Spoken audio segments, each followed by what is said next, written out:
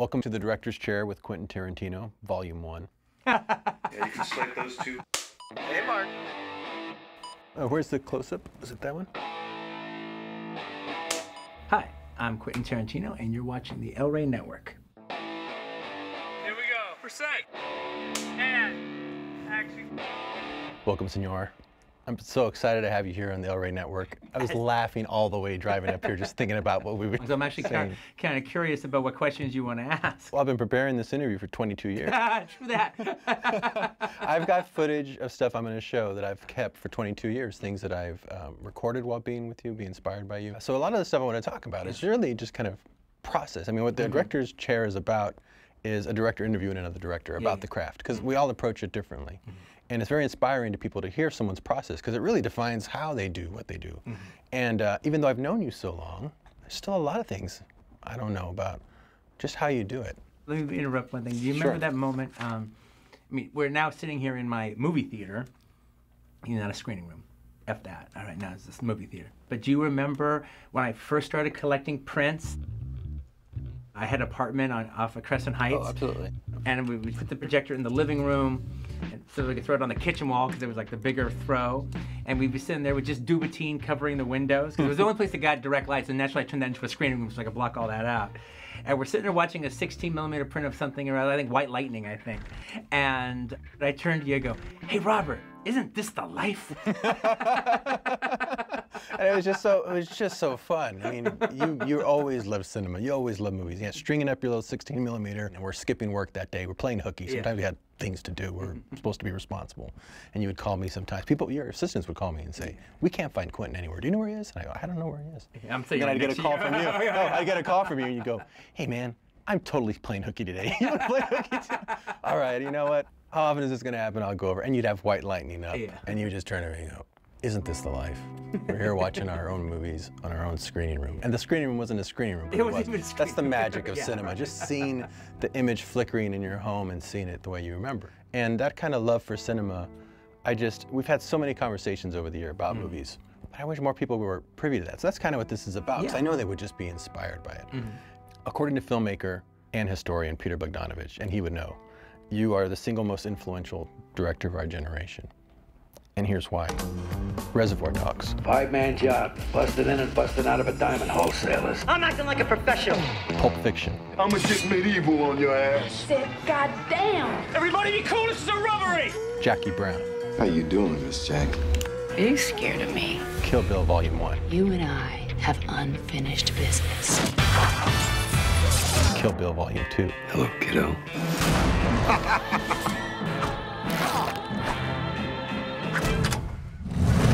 Death Proof.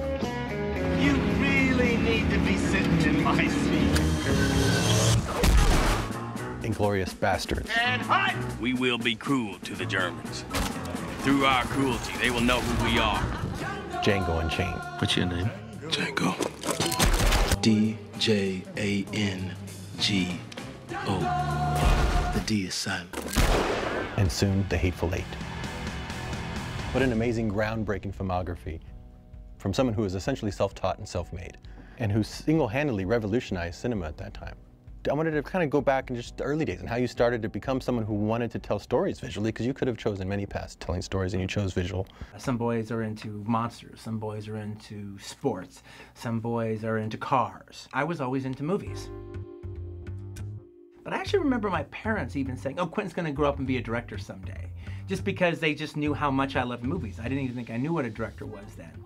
And when you're younger and you see movies and you know that that's what you want to be part of, you probably want to be an actor because that's what you see, that's the tangible thing. I started like at an acting class, but I realized I really wasn't like a lot of the other students. They were about acting, they were about getting jobs, they were about becoming movie stars. I was really about cinema. I was really about movies and about the history of movies and the future of movies. My heroes had actually become directors. Right. They weren't actors. I wanted to become an actor so I could work with Sergio Leone, or work with Martin Scorsese, or learn Japanese and go to Japan and work with Akira Kurosawa, learn Italian, work with Mario Bava. That's what I wanted to do. Right. I just kind of realized, I don't think this acting thing is for me. I don't think appearing in movies isn't enough. I want the movies to be my movie. Right. I want it to be mine. Just being in it isn't enough. I want to figure out what the movie is. I want to own the movie. Once you actually start thinking about directing, if you look at something like Good and the Bad and the Ugly, or Once Upon a Time in the West, well, that's directed. You can actually literally see what the director does and the way the characters, enter frame and exit frame, and the way the camera does its thing. It's like almost like a directing school. Doesn't mean you have to direct like that, but it shows you what directing is. Right. Shows you cinematically. And was it also partly watching movies and going, I would structure this differently, or I would tell a story differently, and I'm never going to get a script like that as an actor. I would have to go create I don't think I it. thought about structure that much at that point in time. I think it started off with me thinking of shots. At the time, I never even thought about writing. But where I actually realized I had a little bit of talent at it was going to acting classes. Because I didn't want to do just the normal Samuel French plays and stuff. I would go and see a movie and I'd see some neat scene. I was always doing bizarre scenes in acting class. I'd see Jackie Chan's Big Brawl and see a scene and then write it down. The Dilla De Laurentiis Flash Gordon. Remember the scene in Flash Gordon where it's like Flash Gordon and Timothy Dalton are sticking their hands in the tree with a monster. It's sort of it was like a comic book version of Deer Hunter or something. Must be my lucky day. You do them as monologues, or you do them with somebody? No, I do. I did it with another guy. I got a refrigerator box and cut a bunch of holes in it. Oh, funny. And I cast some guy to be Flash Gordon, and I was the Timothy Dalton character. That's a great scene, but it's not that long of a scene. Would you add to the scenes? I would add to the scene, because what happened is I never had the script or anything. Right. But basically, I always had a good memory. So I would see a scene from a movie, and I would just remember it. And I would go home, and I'd write it from memory. And anything else I couldn't remember or anything else good I came up with in the meantime, I'd add it into the scene, because it was just my scenes. And then little by little by little, I started adding more and more and more to the scenes. And that was me learning how to write dialogue, or just me realizing that I could write dialogue. And I never really took it seriously until a member of the class, a guy named Ronnie Coleman, I think, is, Quentin, you're really good. You're as good as Patty Chayefsky. What do you mean I'm as good as Patty Chayefsky? Well, we did that scene in class from Marty, and you just wrote it down, and you gave me this handwritten scene from Marty, and it included this entire monologue about a fountain. Well, I actually have the original Patty Chayefsky script, and there was no monologue about fountain there. That was completely added by you. You added an entire monologue to it. Wow. And it was just as good as the Patty Chayefsky stuff. That's great. And, somebody saying something like that to you actually got me to start taking it seriously, that maybe I did have a talent for that. That almost knighting by somebody, just somebody saying early in your life, somebody's, tells you anything like that, you should listen, because you don't always know. And we're going to talk about this later. Sometimes you don't know when you're making something that's going to be groundbreaking. It doesn't look groundbreaking when you're staring at it. But how old were you at that time? 19, 20. Wow, so this is, 11 years before Reservoir Dogs. Yeah. I mean, this is way before. That's awesome. Tell me about Reservoir Dogs. That was an idea I had that just completely was based out of something I thought I could do. With a few $1,000s, I could actually make this. I could just get a bunch of actors, we rehearse it. And finally, after years of nobody wanting it, the company Cinetel bought True Romance. And so I actually did have 30,000 coming. And this is, I'm a guy who had only made 10,000 a year. Right. And so I decided I would go out and I was going to make a movie with that money. And I didn't really think anyone was ever going to take a chance on me to actually direct a real movie and done in a real movie style. I thought I would have to, just do it very guerrilla style. Then I showed it to Lawrence Bender, and he was like, Quentin, this is really good. And I actually think I could get some real money, even if real money meant $500,000 or $400,000 or something. I was like, no, I don't believe that. I don't buy that. You'd waited too long by everybody that point. Everybody said, no, it's never going to happen. I don't know if I would even trust me, so why should anybody else trust me? And he said, well, give me a month with it. You could wait a month to make your home movie. And if we can't, then I'm full steam ahead, and that's the way to go. But if I get interest in a month, then we'll actually try to do it for real. And he got interest in a month, in literally a very few months' time. From the point that I wrote it to the point that we were shooting was maybe 5 or 6 months. Wow, it's really fast. And I was doing a real movie with a real budget, with real actors, Harvey Keitel, for a real company that was taking a chance on me for like $1.3 million. I actually showed up on my first day and there were trucks. Wow. You know, on the street. Like, oh my God, that was almost a bigger deal than seeing the camera or anything, was to see the trucks parked in front of our location. And frankly, you know, I identified more with the PAs than anybody else on the set because we were all about the same level of experience. The only sets I'd ever been on where I worked was I was a PA on the Dolph Lundgren exercise home video. Oh. Yeah, so that was my only working job where I actually was part of a crew. But, you know, it's one thing to say, hey, I want to make a movie, hey, I want to make a movie, and then finally somebody goes, okay, well, they're going to take a chance on you. Like, oh, holy shit. Yeah, I mean, but you didn't blink. Yeah, well, you know, I blinked, all right? I blinked. You can't tell. I mean, not during the doing it, all right? Here are your names. Mr. Brown, Mr. White, Mr. Blonde, Mr. Blue, Mr. Orange, Mr. Pink. Your first film right out the gate had a big cast. You were showing what a force you were in the directing world, being able to take that group of guys, direct them so brilliantly. How did you do that? Well, because I started off as an actor, and actually the only training I'd ever done has been as an actor. I always knew that would be one of my strengths as far as like dealing with actors and writing the characters and dealing with them and getting the best out of them and being able to talk actor talk. I was all about my shots, but I wasn't all about the lenses and the lighting and all that stuff that maybe a lot of film students at the time were. What I could do is put a bunch of actors in a room and get the best out of them. Right. And actually kind of rehearse the scenes and like get them to the right kind of pitch. You gotta remember that this story is about you and how you perceive the events that went down. The only way to do that, my brother, keep saying it, saying it, and saying it, and saying it, and saying it. We had a 2-week rehearsal.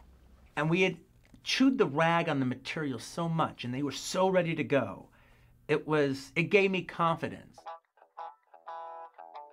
I knew I was the best person to do this movie. Right. I knew this material better than anybody else would know it.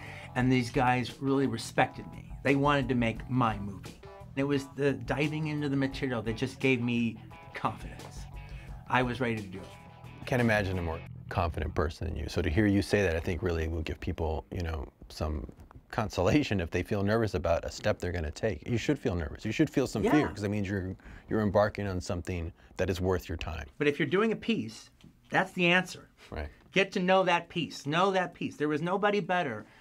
I chewed the rag on it so much. There was nobody better than me to tell this story. Now, whatever happens after that is what happens after that. But I knew this story. Everybody else on that set could know a hell of a lot more about filmmaking than I did, and they all did. But I knew this material better than they did. Hey, showtime. Grab your jacket. I'm parked outside. I'll be right down. Everything was like kind of new and like, you know, finishing your day, getting your day done, going to new locations, working with all these people, getting everything that we're, you know, being the director of the crew. You know, it's not just, you know, one, you're an artist, but two, you're also a general. You're the leader. You have to lead, and you have to lead by example. So then you do all that, and then that's done, and now it's editing. It's a completely new experience. And so you go through that, and then now it's the sound mix.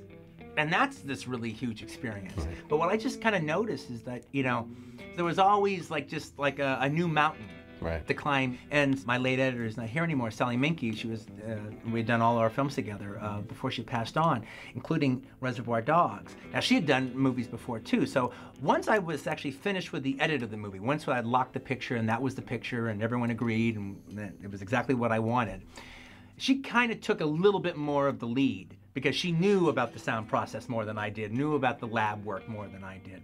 And I'm starting to get a little tired now. But that's actually when she would pick up, all right? And she'd just take just a little bit more of the lead position and ram things through.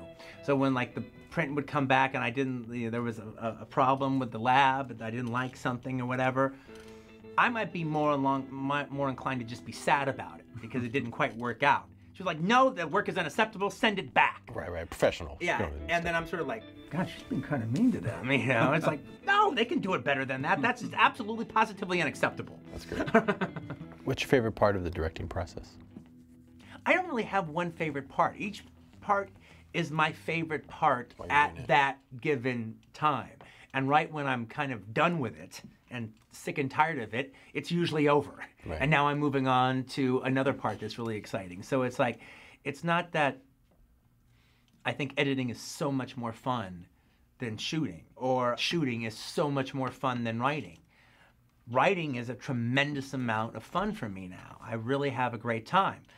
But when I'm done with the script, I'm sick of writing. I'm done it now. Now I want to put the material on its feet. Now I want to make it better. And now I want to put in the other voices and the other people. And now we're going to leave that document in the dust and do something even better than that. But after shooting forever, I'm done with it by the time I'm done, and now editing just seems so great, and it seems now it's more of a solitary experience again, as opposed to this carnival. Right. You know, it's a little closer to writing again, and so it's between those three sections. It's the writing and the directing and editing. By the time that's over, now for the first time you're really looking at it like a movie. To this day, I can't read a novel and not turn it into a movie to some degree. He gave us enough confidence with this idea by stringing us along that we went forward with it. Here we go. For set.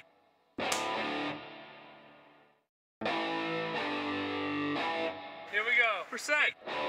And action. I had a question about just your unique storytelling. I mean, what led you to constructing that sort of back and forth, nonlinear style that you did in Reservoir Dogs that really kind of took people by surprise with the chapters and introducing the characters? Where did you get the idea from? I'd read novels, and in a novel, you can start in the middle of the story. An analogy I would give is Moe, Larry, and Curly. And they're doing something, and it's just moving in the forward momentum of what they're doing that's taking place in the here and now.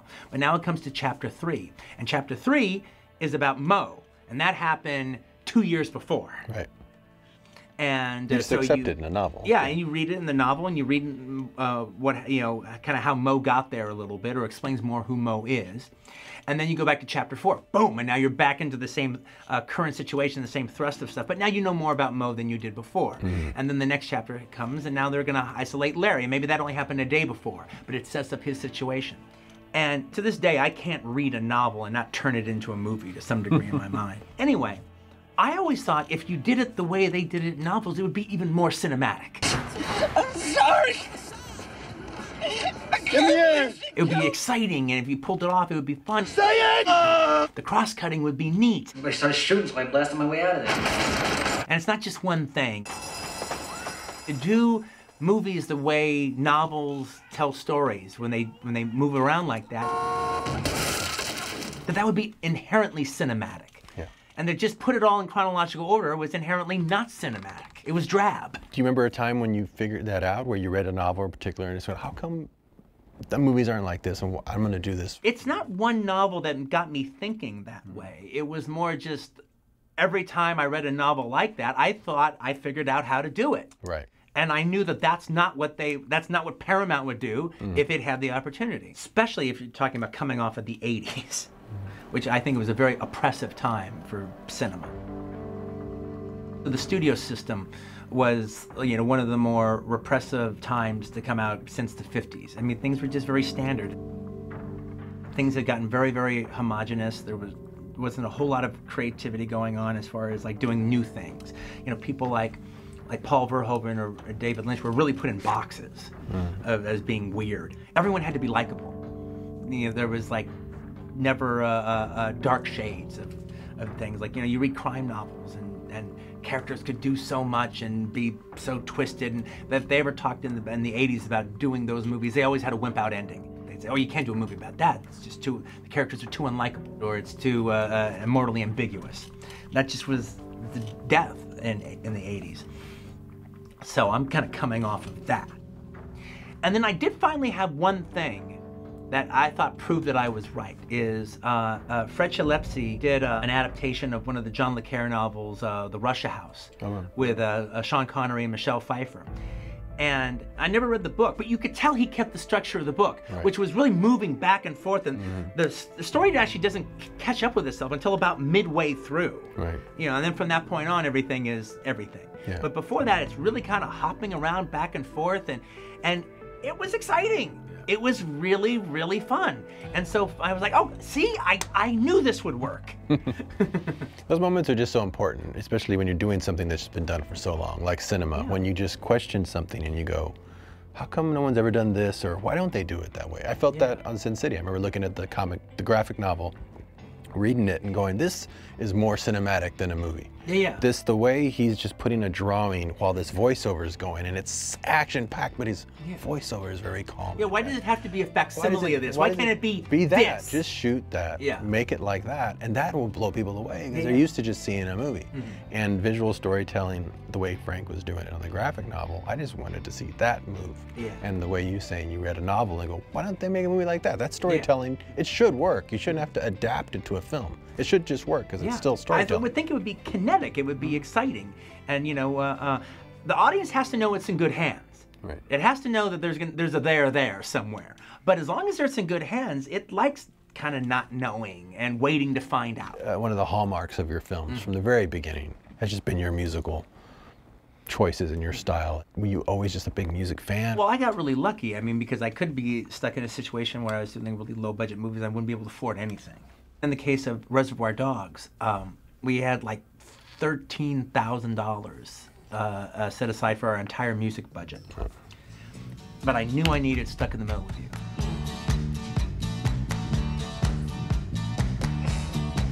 Well, I don't know why I came here tonight. I got the feeling that something ain't right. We had to get Stuck in the Middle with You for that price. At the time, the woman with the power of the pen there, the person that had the yes or no at EMI was this really lovely lady named Pat Lucas. And so Stacey Sher, who later became a producer on Pulp Fiction and was one of the producers on Django Unchained, she knew Pat Lucas, wrote her a big blowjob letter about how talented I was, and if you're inclined to, I think Quentin could be another Kubrick. And so we just really kind of romanced her. We had to know before we shot the scene. And so she had that much time to think about it, and finally she thought about it and she decided to give us a song for $13,000. Okay, what's your music budget? Well, then that's what I'm going to do it for. So we spent our entire music budget on Stuck in the Middle with You.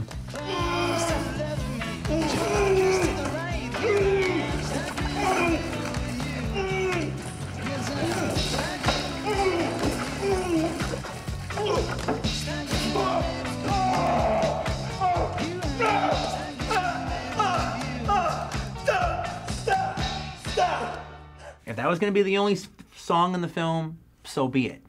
But then we got the idea of maybe if we got a record deal, that record deal will pay for the rest of the songs. And we started getting a little cocky about the idea. And actually there was one guy kind of stringing us along who never came through.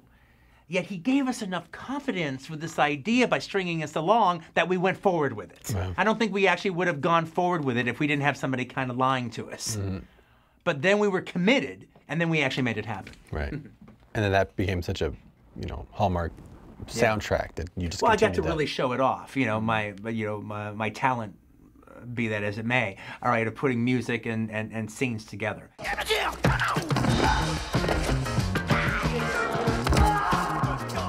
When I'm seeing my movie for the 8th time or the 9th time, or hell, even the 3rd time or 4th time, I'm waiting for the music sequences, because those are the fun parts. Those are really the fun parts. Those are like, the surfing parts where you're just gliding.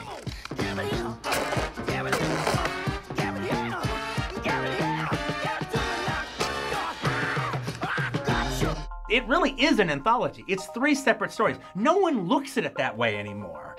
The hero just killed that person, and who is this guy? What's going on? Here we go. Percent.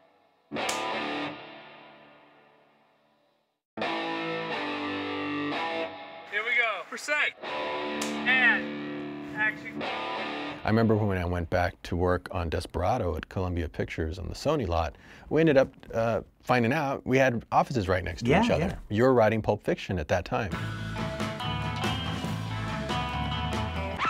You got a corpse in a car, minus the head in a garage. Take me to it.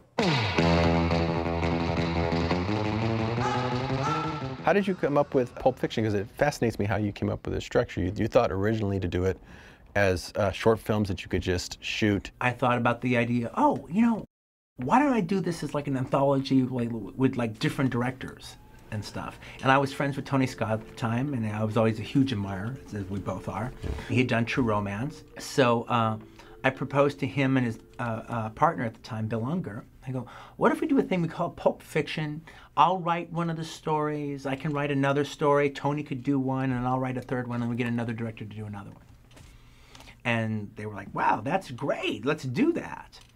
So I started working on one.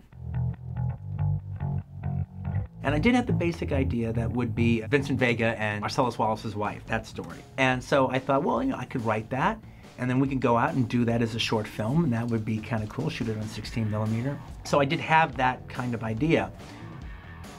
And when I had that idea of doing it as a short film, I wanted to possibly do it with Roger Avery, who was a good friend of mine at the time.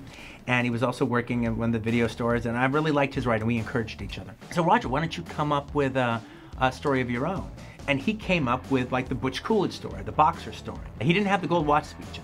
He had a gold watch, but he didn't have the speech or the reason why the gold watch was so important. Now, little man, I give the watch to you.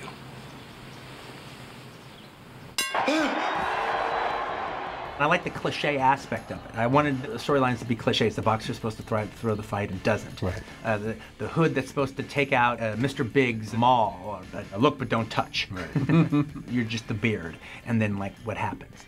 Then I started kind of thinking about the idea of them not being separate one-offs. Making it so maybe some characters can overlap. Right. And not in a gimmicky kind of way, but it just all take place in the same world. You know, and a character who could be the lead of one story could just be a small part in the other, and vice versa. Right. And the more I started thinking about really kind of tying them in together, even though the three stories would be separate, the more I said, no, I really need to have one hand take care of this. So I had to call Tony and go, yeah, I've decided I think this is going to be my next movie. And so then I went off to Amsterdam to write it. Get a load of this, all right? If you get stopped by a cop in Amsterdam, it's illegal for them to search you. I mean, that's the right the cops in Amsterdam don't have. Oh, man, I'm going. I love the evolution of an idea like that because it ended up being such a groundbreaking movie. But to me, it wasn't really a whole lot different than, like, say, Mario Bava's Black Sabbath, which is like, you know, 3 horror stories. We did one of those, 4 rooms. There have been things like that before, but never like three separate crime stories. That was unique. And the idea that like the 3 separate stories could end up telling one story. Well, that had never really been done before to that degree. And it's, you know, and it still is, I mean, it's actually the best compliment because it really is an anthology. It's 3 separate stories. No one looks at it that way anymore. Or even then, they all looked at it as one big unified piece, but that's kind of hard to do. But it actually is 3 separate stories. It seems so new. I mean, it was new. At the time, somebody, a friend of yours, I don't remember, it was a producer friend or an actor, somebody asked you, okay, after they saw the movie. So when John Travolta, so he's still dead though, right? They had just never seen. Yeah, no, it's like, yeah, he's dead, right? And I go, well, of course he's dead. That wasn't a dream sequence, of course he's dead.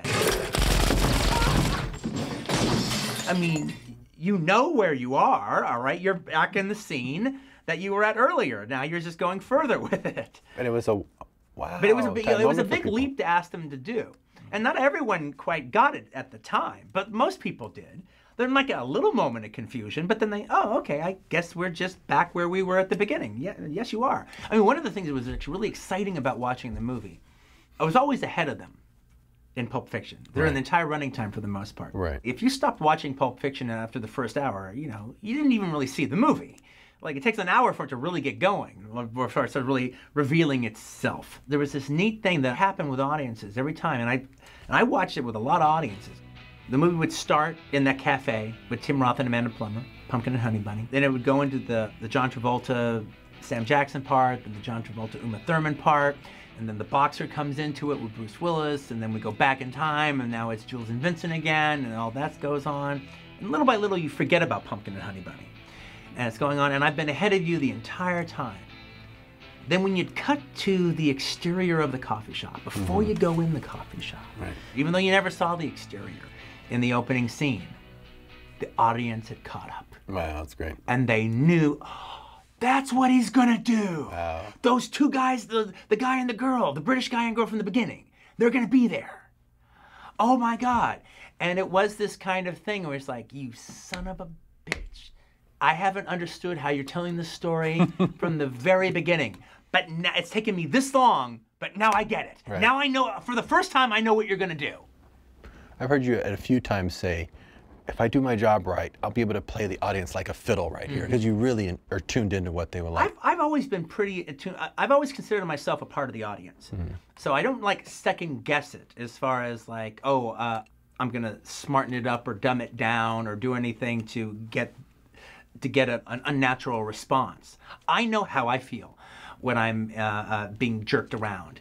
And it's fun. And I do like jerking them around a little bit. And it's pretty easy. What do you make of all this? Man, I don't even have an opinion. Well, you gotta have an opinion. I mean, do you think that God came down from heaven and stopped them? Audiences didn't even realize how attuned they had got to the contrivances of movies because they were so used to it. So you could use that against them. You could leave the breadcrumbs that would indicate that you were going to go the way all the other films had gone. And then all of a sudden you make a quick left turn, and they're not prepared for that.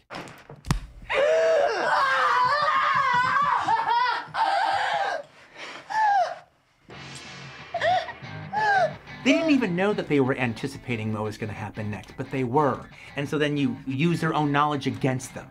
And that's exciting. Now all of a sudden the storytelling is infused with something. Now you can't predict it. I thought you were going to, oh, I never thought that guy would die. Or I know that guy's a goner. Oh no, he's not a goner. All right, oh my God, the hero just killed that person? And the innocent people are dying and the hero doesn't care and they're just like cracking jokes and they're moving on? Who is this guy? What's going on? We all want to do something different. However, when you're watching it with a regular old audience for the first time, all of a sudden, you know, you wanting to be Godard doesn't sound like such a great ambition when you got a bunch of people who want to be entertained. Here we go. Percent.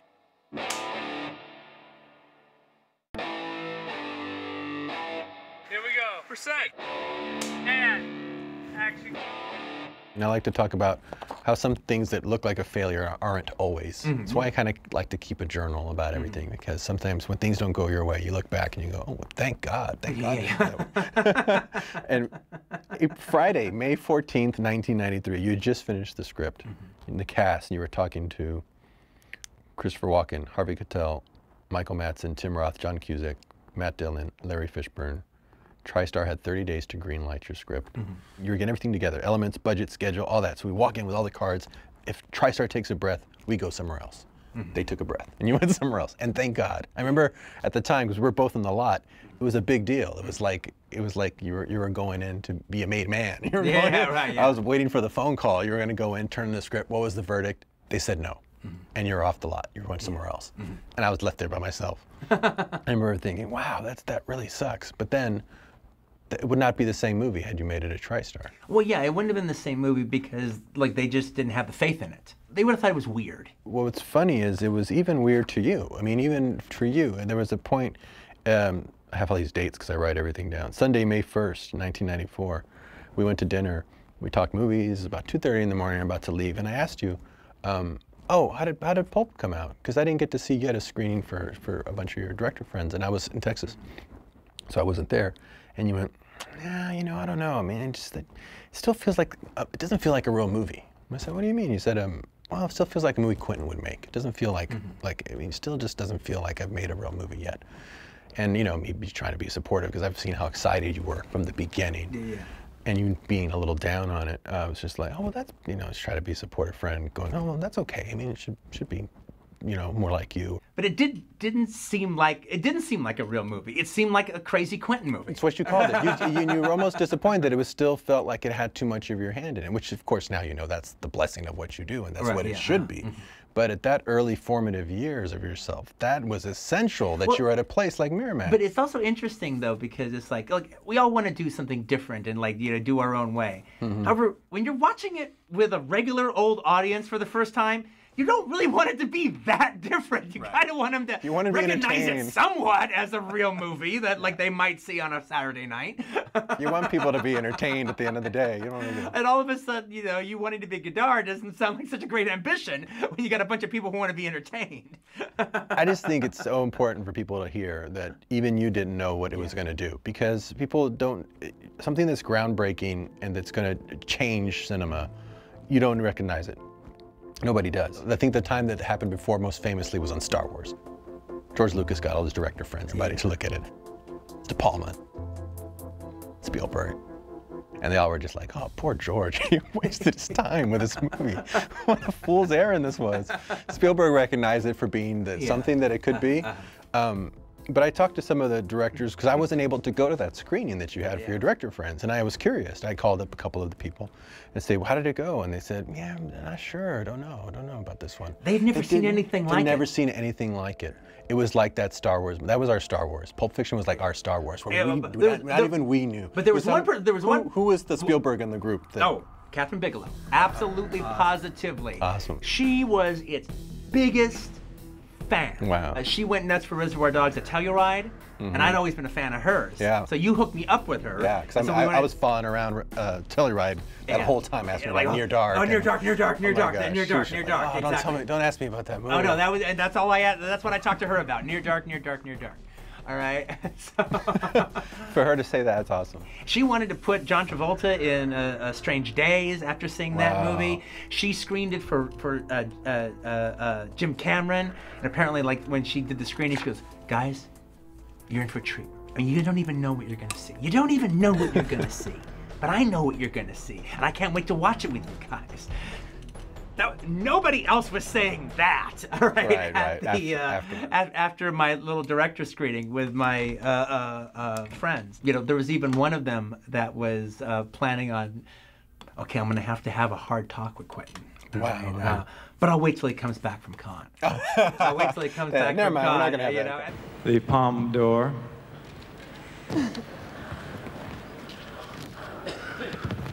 goes to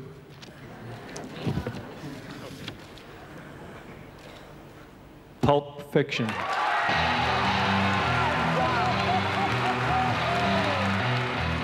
Then all of a sudden I win the Palme d'Or. And literally they left a message like, well, I was actually going to get a little tough with you. But I guess we can forget that. What the hell do I know? What the hell? I've only made one movie too. What the hell did anybody know at that time? It really changed movies, because I was still at Columbia. And I remember the executives, when that movie did what it did, they came and they went. It was like when Easy Rider had come out, and suddenly the studios felt like dinosaurs. They were like, we're trying to make movies for youth. That's a youth film. That's what people are into. And we don't know how to do that. There's nothing else coming out, even on our schedule, that's even remotely like that, except maybe Desperado. Yeah, right, yeah. Because I had already shot you in it. Yeah, right. But that was it. There was nothing. So it was really turned the industry, and audiences were exhilarated to go to the cinema again, and they weren't going to see anything like that till your next movie. You were the first real rock star director. You were like hanging out with one of the Beatles. Here we go. Percent.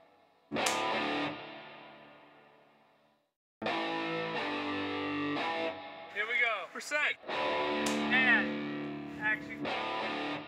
Sam Jackson, how did that relationship start? And it's like one of the great partnerships, De Niro and Scorsese, John Woo and Chow Yun-Fat, Ron Perlman and Guillermo del Toro. I asked him this question too.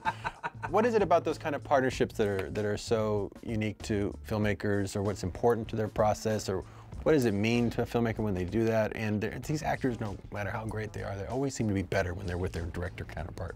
What is that? Well, I mean, there's a few things with Sam. I mean, we like a lot of the same kind of movies, all right? So it's not like he doesn't get it. He comes from theater, so he comes from, the work ethic of like the play is the thing. That's what we're doing here. Come on, let's get into character. He knows his dialogue, left, right, and center, upwards and downwards. But then the thing that makes our relationship is just nobody says my dialogue the way Sam Jackson does. And I will strike down upon thee with great vengeance and furious anger those who attempt to poison and destroy my brothers. And you will know my name is the Lord when I lay my vengeance upon thee. Sam gets it 100%. I mean, he's a terrific artist. He's a terrific actor. Now, Christoph says my dialogue as good as Sam Jackson, but he doesn't say this the Sam Jackson way. He's like he sings it in a completely other tune. But the way Christoph and Sam Jackson do it, they turn it into the poetry that it was always supposed to be. Right. They get the music in it, and they sing it. They sing the dialogue. They don't say it, they sing it. And it just takes off. It just takes off. It's just, it's alive. Most definitely. What you gonna do then? Well, that's what I've been sitting here contemplating. First, I'm gonna deliver this case to Marcellus. Then, basically, I'm just gonna walk the earth. What you mean, walk the earth? You know, like Caine in Kung Fu. Sam's not like my buddy. Sam feels more like he's like my, you know, grumpy, cantankerous uncle. You know, he's a total smartass. You know, absolute smartass. All right, talks through the whole movie. Makes fun of people all through the movie. All right, we'd be doing a scene with an actor like, oh, honey, I'm sorry, honey, could you get out of my eye line? You're in my eye line. Sam, like, ever do theater? A lot of motherfuckers in your eye line. Right. He's like that. He's entertaining on this. Yeah, and yeah, I'd be standing up and there'd be something like, you know, this kind of rigging, all right, pipey rigging right above us. And I'm standing up talking, now, Quentin, you're about to crack your head open on that big pipe. Not that I wouldn't enjoy watching that, but I'm just gonna let you know you're gonna crack your head open on that pipe. One of the most exciting times for me, I think, is when we met in the festival circuit, because you made it seem, in particular, so fun. Movie making seemed just so fun. And what I was surprised, we're having a blast. You were having a blast, too. And it was infectious. I mean, it was intoxicating. And after that movie, I doubled as your bodyguard. It was insane. People would just follow you everywhere. They would just go crazy. You were the first real rock star director. You were like hanging out with one of the Beatles. That was the explosion of independent cinema in the 90s. A lot of people are making really interesting noise. Allison Anders is doing her thing. Rick Linklater's doing his thing. And David Fincher now does 7. Then you come out with Desperado. It's cool, I say. What actually kind of gives that rock star thing a little credence is younger people started actually looking possibly to filmmaking the way they had looked at starting a band before. Starting a band wasn't the way to express yourself. Getting a camera and trying to make a movie, that was the easier way to express yourself. You weren't expecting that when you made it, and to you, it was just like another movie that Quentin would make. Mm-hmm. How do you follow that up? This is the zeitgeist moment. This is a phenomena. I'm not gonna get another phenomena the next movie out. I go, I should throw them for a loop. Jackie Brown. Who can be a woman in her late 40s? You could tell she used to be really beautiful, and you kind of feel she could handle anything. Like, why? That sounds like Pam Grier to me. Took me into a little room. You go, can I read you? Kill Bill. And I sat down, I turned on my video camera. The bride speaks for the first time in the picture. She looks up at the man standing over her and says, Bill, it's your baby. We hear a bang! I wouldn't be surprised if 20 years from now, Inglourious Basterds is probably like the one they talk about the most. If you watch the acting right next to the camera, right in front of the actors, it's as if they are acting just and solely and utterly only for you. Good. Great job.